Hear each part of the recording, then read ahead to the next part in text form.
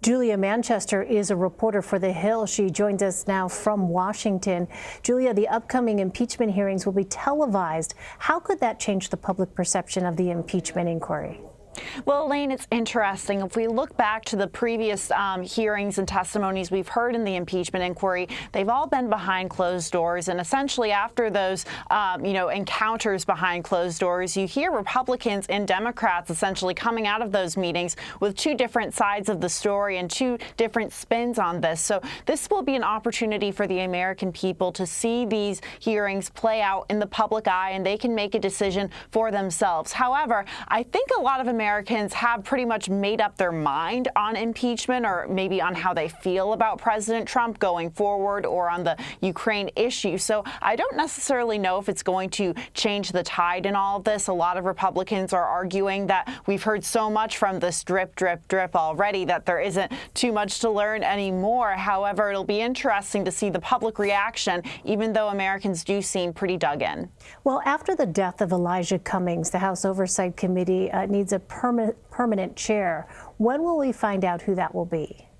Yeah, I think we're going to find out in the next coming weeks. We've heard that Congressman Stephen Lynch from Massachusetts, or California Congresswoman Jackie Speer from the Oversight Committee, they are running, they've thrown their hats in the ring to replace Congressman Cummings. But this will be a monumental, I think, move to replace him, because Congressman Cummings had such a presence on the Oversight Committee and in turn had such a presence in the impeachment inquiry. So it'll be interesting to see who replaces him and really where that goes from there.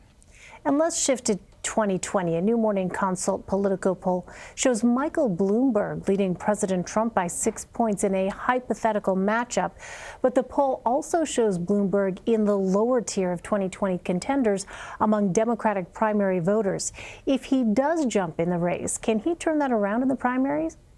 It's hard to say right now, Elaine. If we go back to previous presidential primaries, especially on the Democratic side, whether it was Wesley Clark in 2004, Fred Thompson in 2008, we've seen that a lot of late entries into these primaries haven't done so well because they just haven't been able to catch up in terms of polling and fundraising. However, for Michael Bloomberg, I don't think that will necessarily be the same problem, because he has such universal name recognition and he would self-fund, presumably, his campaign. However, his entrance into the Democratic primary comes at a time when many would argue that the Democratic Party itself is going in a completely different direction. You're hearing progressives really talk about economic inequality and go after billionaires and those in the upper class, like those people like Michael Bloomberg. So he could become a foil for candidates like Elizabeth Warren and Bernie Sanders, and they're already attacking him after that after we found out that he was considering a presidential run. However, I would caution against, that poll maybe a little bit, with these head-to-head matchups. It was a national poll, and I think when we look at the state-level polling, then we're going to see more of a story come out. Well, you mentioned Senator Sanders. So last night, Senator Bernie Sanders said that Michael Bloomberg cannot buy this election. Will this come down to a battle between billionaires and those who want to increase billionaires' taxes?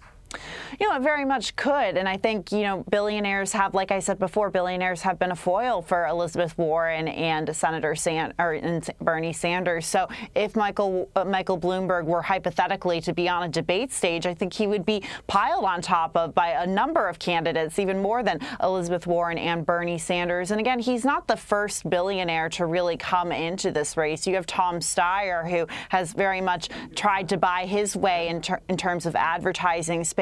However, he's struggled to gain traction in the polls. And I think, like I said before, where the Democratic Party is going, it's going to be difficult for Michael Bloomberg to really create a niche area for him. Right now, his main argument seems to be Joe Biden isn't eliciting a lot of excitement among the Democratic primary base, but Elizabeth Warren, who is getting that excitement, isn't performing in head-to-head matchups with President Trump. So we'll have to see where that plays out. But I think Michael Bloomberg would have a very tough hill ahead of him if he were to decide to get into the race. Well, switching gears, in your article out this morning, you write about the gains made by Democratic women candidates in 2019.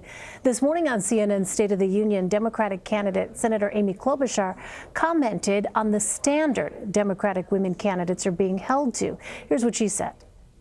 I'm the one from the Midwest that's actually won in a statewide race over and over again, including bringing in those voters that just voted in Kentucky, those kind of voters, just voted in Virginia, brought them over the edge so that we had strong leaders that were able to win those elections. Those are the kind of voters I've won.